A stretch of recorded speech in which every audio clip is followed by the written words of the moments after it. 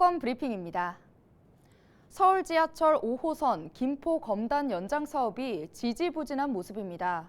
지역사회에서는 서로 다른 연장 노선안을 두고 갈등이 심화되고 있습니다. 김진재 기자입니다. 서울 지하철 5호선 연장 노선 발표를 앞두고 지역 정치권과 시민사회에서 각종 성명서와 입장문이 잇따르고 있습니다. 지난 10일 국민의힘 김포시 가불당협위원회는 성명서를 발표하고 검단 우회 노선으로 결정된다면 여당 정치인으로서 차기 총선은 물론 모든 선출직 공직에 출마하지 않을 것이라고 밝혔습니다. 다음 날 더불어민주당 김포시 가불지역위원회 역시 성명서를 내고 국민의힘의 상습 불출마 선언을 규탄한다며 5호선 연장 사업을 정치적 이익에 악용하지 말라고 지적했습니다.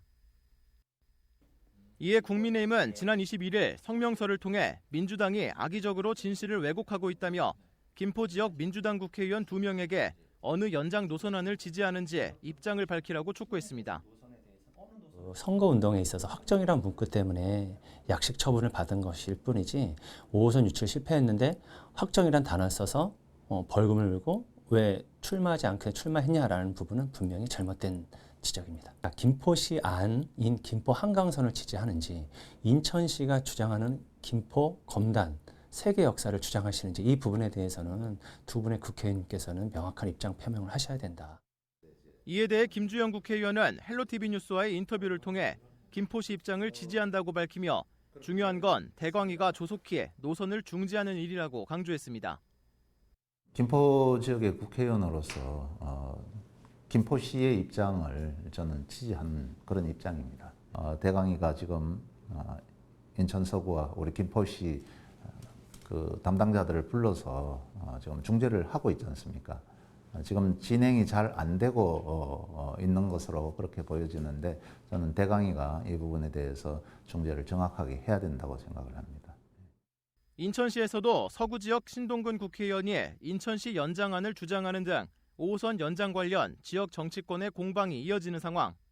특히 인천 검단 신도시 등 지역 주민단체에서도 5호선 노선을 끌어오기 위해 목소리를 높이고 있습니다.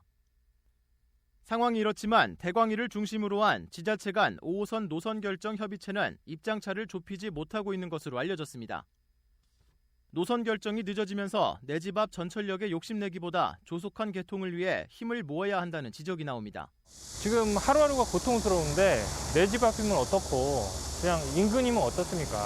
정치인들이 힘을 합쳐가지고 이 김포검단 그 80만 주민들의 수건 사업인 5호선 연장을 꼭 이뤄냈으면 좋겠습니다.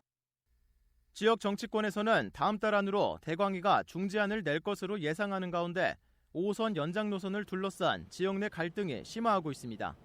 헬로티비 뉴스 김진재입니다.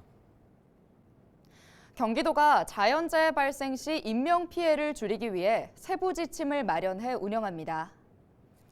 경기도는 풍수해에 대비해 인명피해 우려 지역을 지정해 운영하고 있지만 지정 기준이 구체적이지 않아 사각지대가 발생할 수 있다는 지적이 제기됐다고 밝혔는데요.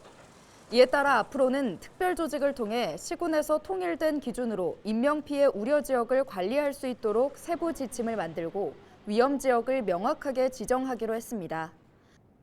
현재 경기도 내에는 산사태 취약지구 196곳과 침수 우려도로 101개, 반지하 주택가 59곳 등 794곳이 인명피해 우려 지역으로 지정돼 있습니다. 서울시의회가 교권 보호를 위해 교원의 예우 및 교육활동 보호를 위한 조례안을 발의했습니다. 조례안은 교권 침해 행위자와 피해 교원의 일시 분리 등 피해자 중심의 현장 조치를 높이도록 했습니다. 또 피해 교원의 의사와 관계없이 학교장에 즉각적인 학교 교권보호위원회 소집 요구와 사안 보고 의무를 부여했습니다. 더불어 피해 교원의 신체와 심리 치료를 위한 비용을 부담하고 구상권 행사 등을 명확히 규정했습니다.